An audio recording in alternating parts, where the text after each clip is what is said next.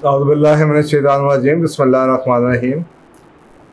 آج 14 اگست 2020 اور پاکستان کا 73واں یوم آزادی ہے، لوگ منا رہے ہیں۔ میں نے سوچا تھوڑا سا اس کے اوپر میں آپ کو اپنا ایک میسیج ریکارڈ کروا دوں۔ 73 سال پہلے پاکستان اللہ سبحانہ تعالیٰ نے بہت بڑا انعام دیا ہم سب کو، اور ایک ایسی مسلمانوں کی علیحدہ ریاست بنی جس کا اس سے پہلے کبھی کسی نے سوچا بھی نہیں تھا، اور یہ 90 سال کی محنت کے بعد بنے۔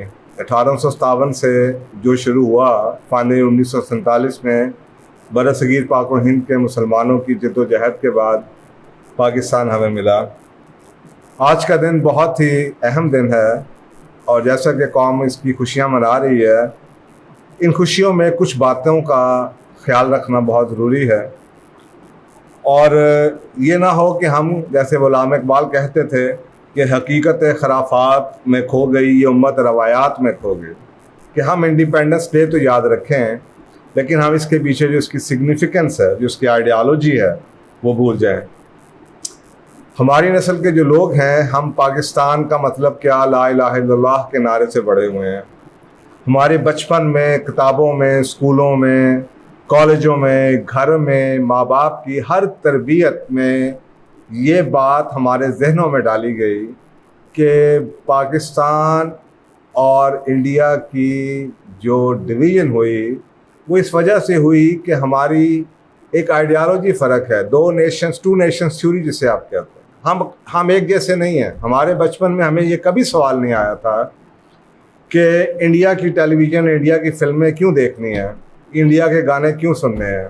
ہماری کبھی یہ خواہش نہیں ہوئی تھی کہ ہم پاکستان کو چھوڑ کے باہر چلے جائیں، کیونکہ تربیت اتنی ڈیپلی روٹڈ تھی کہ ہمیں یہ پکا پتا تھا کہ ٹو نیشنز تھیوری کا مطلب ہی یہ ہے کہ مسلمان باقی دنیا کے لوگوں سے فرق ہیں، یا ہر قوم فرق ہوتی ہے، لیکن بدقسمتی سے دنیا کی قومیں اس بات کو مانتی ہیں، ان کے ماسز اس بات کو انڈرسٹینڈ کرتے ہیں، لیکن ہمارے اپنے تعلیمی نصاب سے اور ہمارے اپنے ملک میں یہ بات آہستہ آہستہ جنریشن کے بعد سے یہ فیڈ آؤٹ ہوتی گئی۔ ہم نے بات ہی کرنا چھوڑ دیا کہ پاکستان کا مطلب کیا، لا الہ الا اللہ۔ آج کل کے نئے اسکولوں کے بچوں سے اگر آپ پوچھیں تو شاید ان کو یہ باتیں یاد بھی نہ ہو۔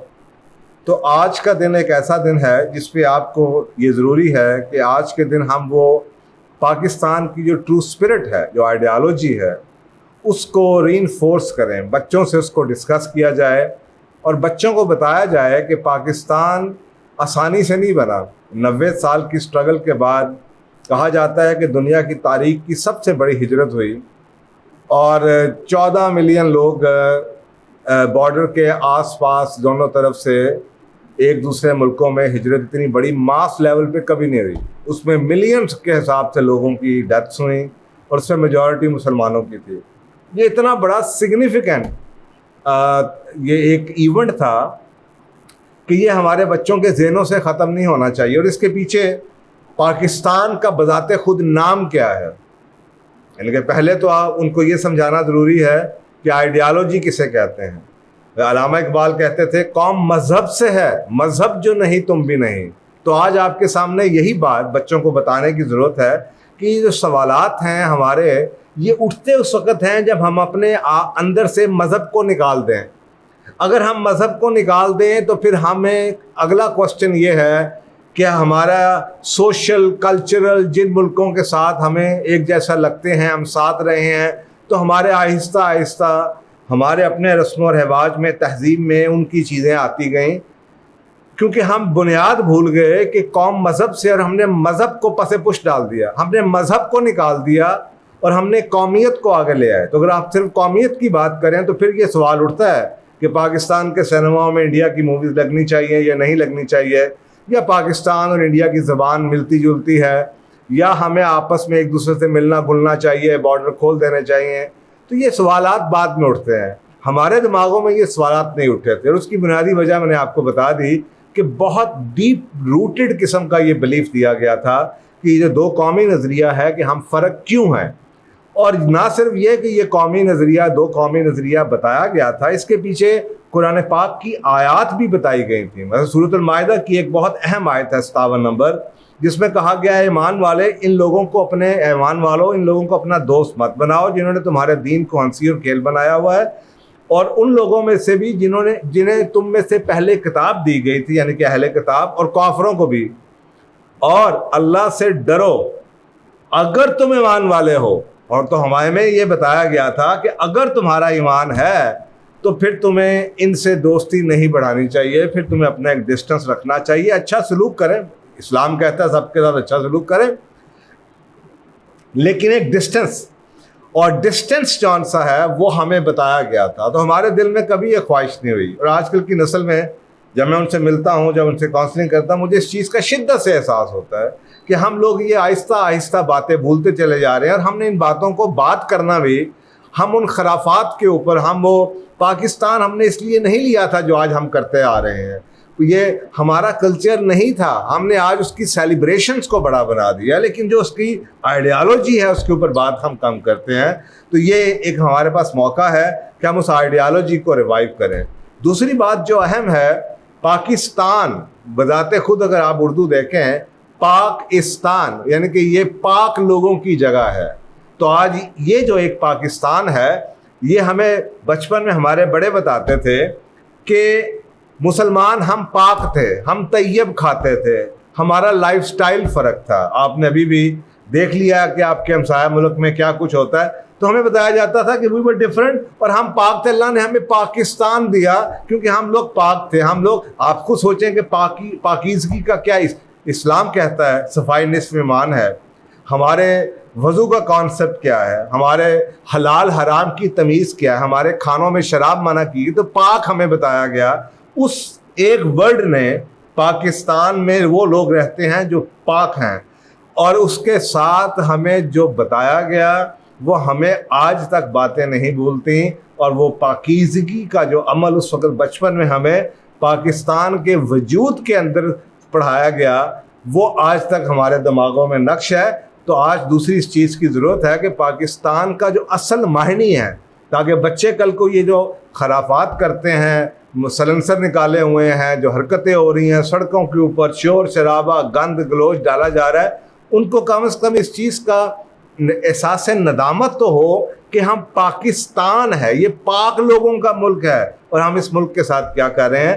یہ وہ وقت ہے کہ ہمیں اپنی اپنی ذمہ داریاں لینے کا وقت ہے کہ ہم اپنی ذمہ داریوں کو ایکسیپٹ کریں.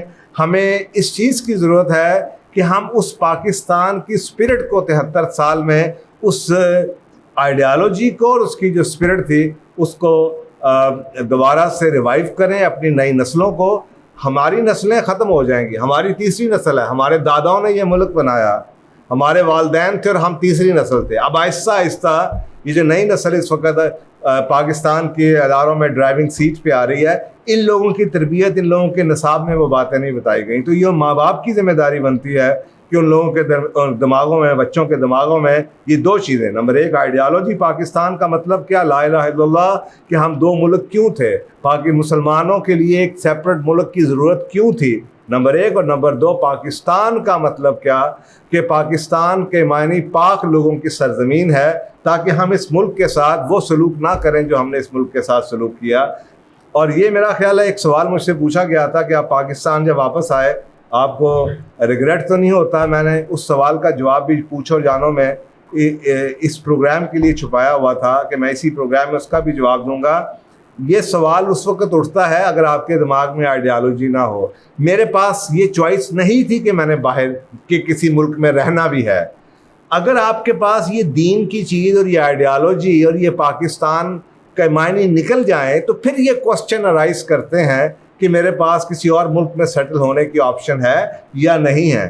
ہمارے بچپن کی تربیت میں یہ اتنی اسٹرانگ چیز تھی کہ ہمارے دماغ میں یہ کبھی کوسچن بھی رائز نہیں ہوا یا یہ آپشن بھی رائز نہیں ہوئی کہ ہمیں کسی اور ملک میں رہنا چاہیے یا کسی اور ملک کو اپنا دیش بنا لینا چاہیے. ہم وہ نسل ہیں جو اس ملک کی لائل ہے.